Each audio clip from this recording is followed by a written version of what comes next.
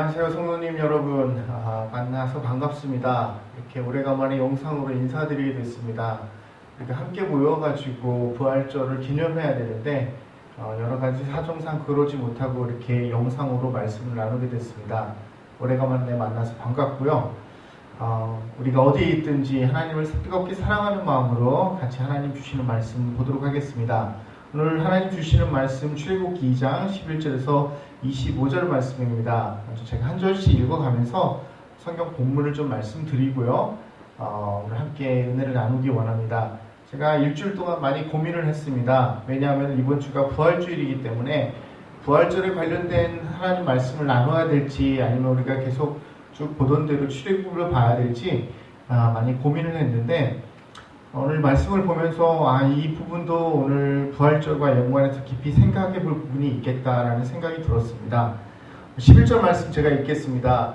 모세가 장성한 후에 한 번은 자기 형제들에게 나가서 그들의 고되게 노동하는 것을 보더니 어떤 애굽 사람이 한 히브리 사람 곧 자기 형제를 치는 것을 본지라. 오늘 영어로 봤을 때요, 여기 보면은 자기 형제를 치는 것을 본지라, his own people, 자기 형제들을 his own people이라고 영어로는 얘기하고 있습니다. 그리고 나서 보니까는 어떤 한 애굽 사람이 히브리 형제를 치는 것을 본 거예요. 때렸다라고 되어 있어요. 비딩이라고 되어 있습니다. 비딩. 때리는 것을 보고 나서 좌우를 살펴 사람이 없음을 보고 모세가 어떤 행동을 합니까? 애굽 사람이 히브리 사람을 때리고 있는 것을 보고 좌우를 잘 살피는 거예요. 뭔가 조심스러운 행동을 하려고, 뭔가 은밀한 행동을 하려고 좌우를 살폈습니다. 그리고 사람이 없음을 보고 좌우를 살피고 사람이 없는 것을 알았어요.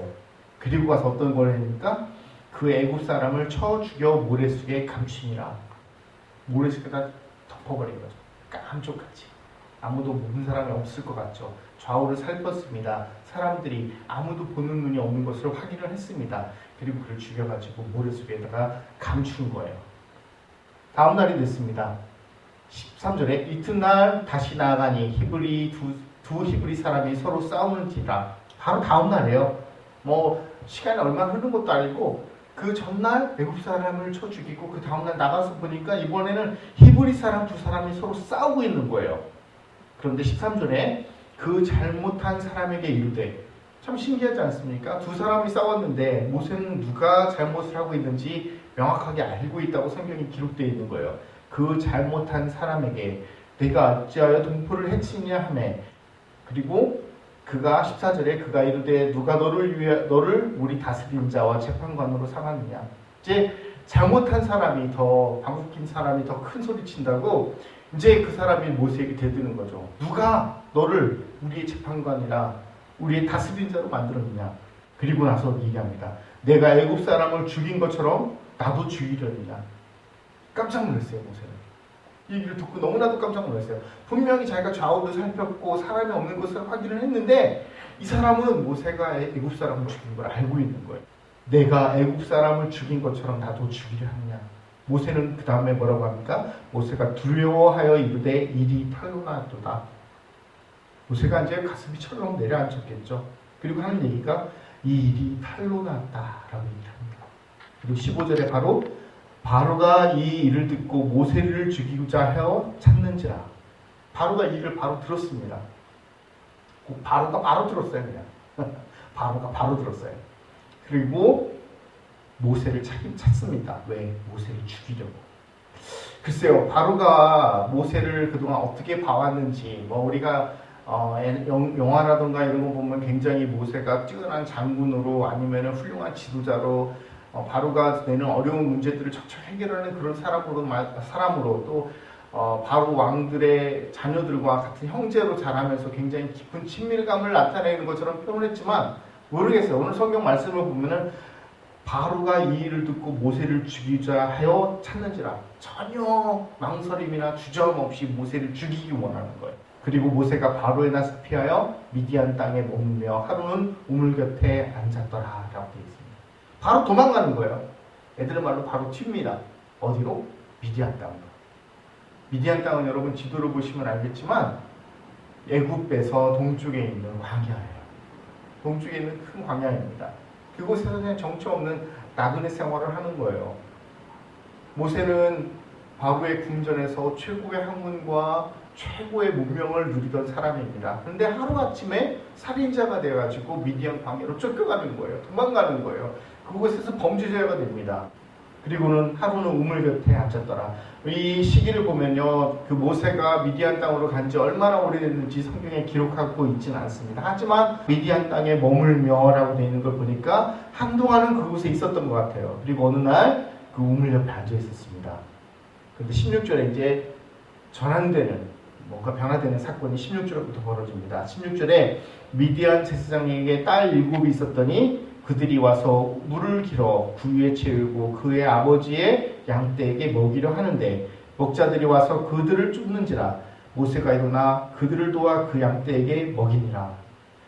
우물가에 앉아있는데 그곳에 있는 미디안 제사장이 딸들이 있었어요. 7명의 딸들이 있었습니다. 아버지 양떼를 몰고 와가지고 우물가에서 물을 먹이려고 했는데 다른 목자들이 와가지고 그 양떼들을 다 내쫓고 물 못 마시게 하는 거예요. 자기들이 먼저 먹이려고 하는 겁니다. 여러분, 사막에는 뭐가 제일 없습니까? 물이 없습니다.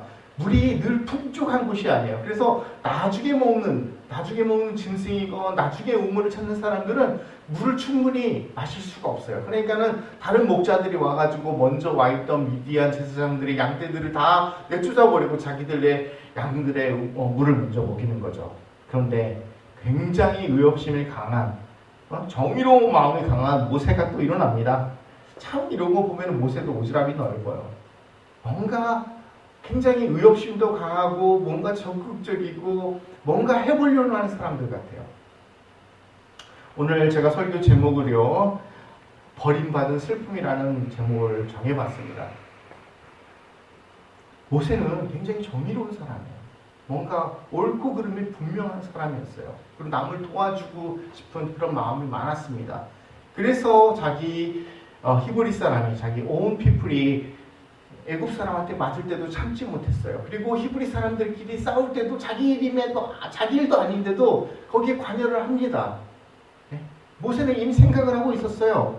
어떻게 거기에 잘못한 사람에게 자기 생각에는 그 사람이 잘못했다고 생각을 하고 간섭을 하는 거예요. 똑같은 일이 발생합니다. 미디안 제사장들의 딸들을 도와주기 시작하는 거예요. 물을 먹게 도와줍니다. 18절에 그들이 그들의 아버지 르우엘에게 이를 때 아버지가 이르되 너희가 오늘은 어찌하여 이같이 속히 돌아오느냐.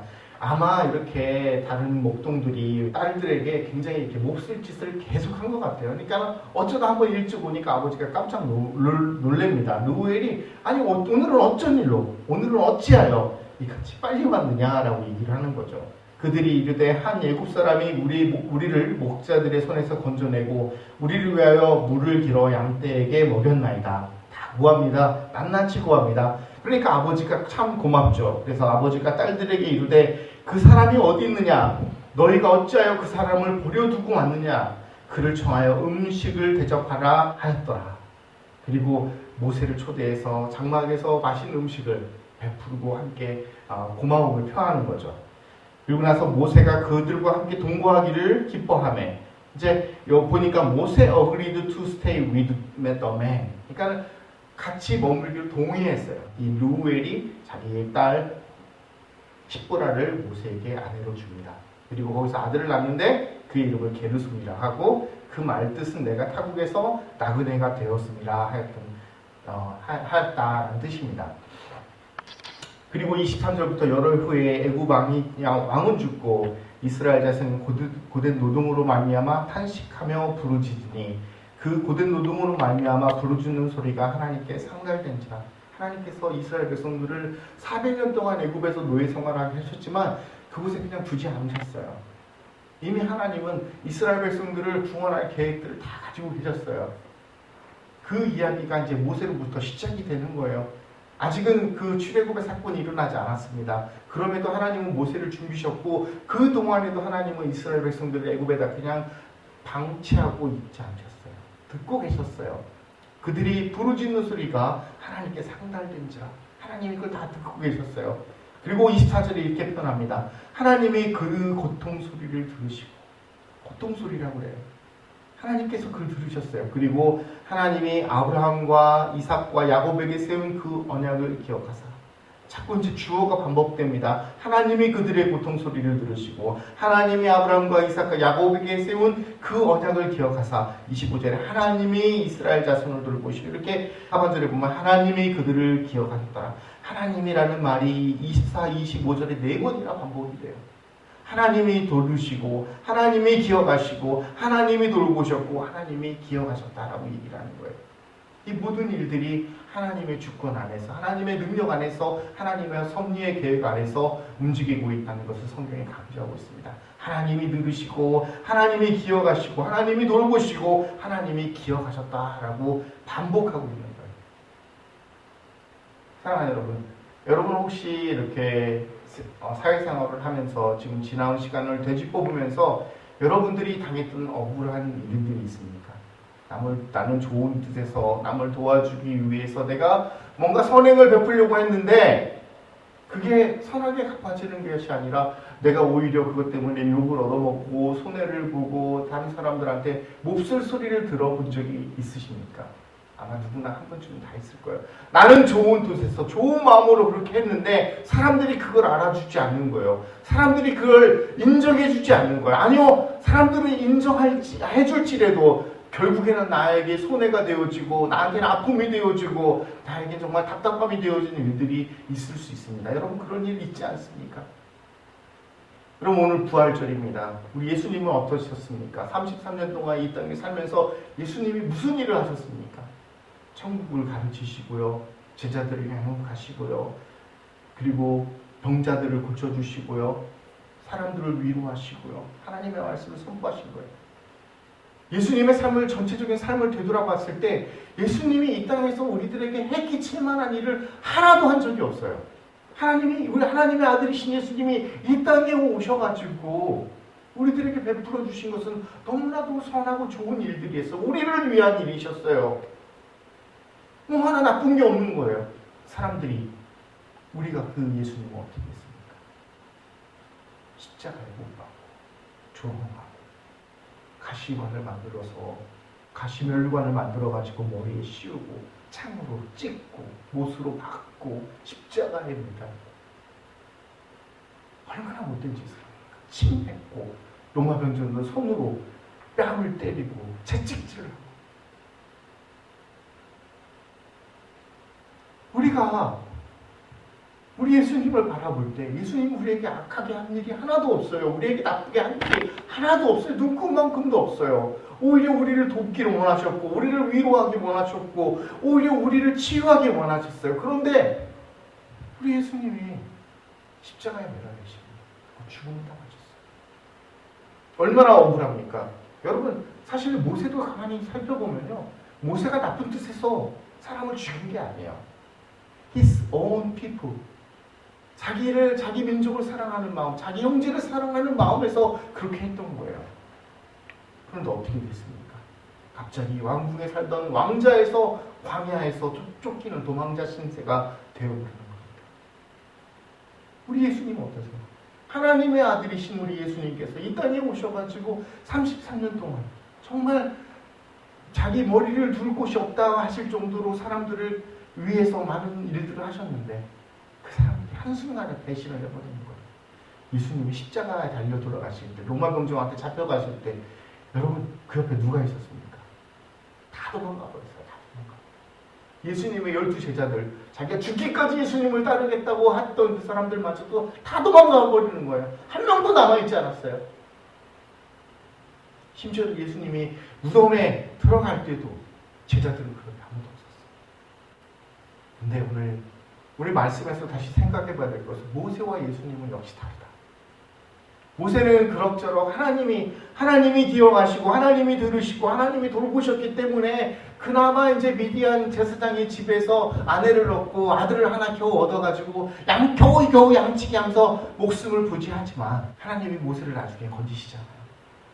그런 것처럼 우리 예수님도 십자가에 달려서 돌아가셨을 뿐만이 아니라 3일 만에 부활하시는 거예요. 여러분 그걸 믿습니까? 하나님은 건주시는 분이고 하나님은 들으시는 분이고 하나님은 우리를 기억해 주시는 분입니다. 그 약속의 표징으로 예수님이 이 땅 가운데 보내주신 거예요. 예수님이 죽었다가 살아나시는 거예요. 너희들도, 예수님을 믿는 하나님의 자녀인 너희들도, 너희들이 영원히 죽는 것이 아니라 죽었다가 다시 부활할 거라는 것을, 그 부활의 징표로 우리 예수님을 삼아주신 겁니다. 모세가 궁전에서 쫓겨나가지고 광야에서 찌질이 고생하고 살다가 그냥 마는 것이 아니라 나중에 이스라엘 백성들을 이끌고 가나안 땅에 가는 것처럼, 그런 표징이 되는 것처럼 우리 예수님께서 이 땅에 오셔서 하늘 부활 승천하셔서 나중에 우리도, 예수를 믿는 우리들도 그렇게 부활 승천하실 거라는 증거가 되신 것입니다. 천열대가 되신 거예요. 사랑하는 여러분, 오늘 모세와 예수 그리스도를 보면서, 우리 예수님을 보면서 우리도 좀 그런 삶을 살았으면 좋겠습니다. 우리도 뭔가 좋은 뜻에서 뭔가 선한 일을 해보려고 했다가 상처받고 손해보고, 그리고 우리가 조롱받을 수도 있어요. 그렇지만 우리 하나님은 우리를 기억하실 것이고 우리를 들으실 거고 우리를 돌아봐 주실 것을 믿습니다. 그리고 결국에는 우리가 그런 어려움에 그냥 영원히 빠져 있는 것이 아니라 우리 예수님이 부활하셨던 것처럼 우리 인생에서도, 아니 우리가 죽은 이후에 보좌 앞에서도 하나님께서 우리를 지켜주시고 우리를 건져주실 것을 믿습니다. 사랑하는 성도 여러분, 우리에겐 부활의 소망이 있습니다. 우리에겐 희망이 있어요. 세상이 어지럽고 세상이 굉장히 불공평해 보이지만, 세상은 도무지 더는 나아질 것 같이 보이지 않지만 우리에겐 소망이 있습니다. 그것이 우리 안에 있는 소망이 아니라 하나님께서, 우리 예수님께서 우리에게 주신 소망입니다. 부활의 소망이고 우리는 그 소망 가운데 승리할 것을 믿습니다. 성도 여러분, 오늘 또 우리가 예수님의 부활을 기억하면서 말씀을 묵상하시면서 우리가 선한 일을 멈추지 않고 주님의 길을 쫓아가는 저와 여러분 되기를 주님의 이름으로 축원합니다. 기도하겠습니다. 사랑의 하나님, 감사합니다. 오늘 또 모세를 통하여서 우리 예수님의 부활을 보게 하시고 우리 예수님의 부활의 소망을 품게 하시고 우리가 그분을 닮기 원합니다. 세상이 악하여서 아무리 우리가 선하게 살려고 하지만 세상은 우리를 그대로 두지 않습니다. 하지만 그 땅 가운데 포기하지 않게 하시고 우리가 전심을 다하여 주님의 사랑을, 주님의 향기를 이 땅 가운데 나눌 수 있도록 도와주시옵소서. 우리 사랑하는 성도들 지금 흩어져 있습니다. 어느 곳에 있든지 어느 쪽에 있든지 그들의 삶을 살피시고 가슴 가운데 주님을 가까이 주시옵소서. 다시 만날 때 새로운 모습으로, 환한 모습으로 만나게 해주실 것을 믿사오며 돌아가신 예수님의 이름으로 기도드렸습니다.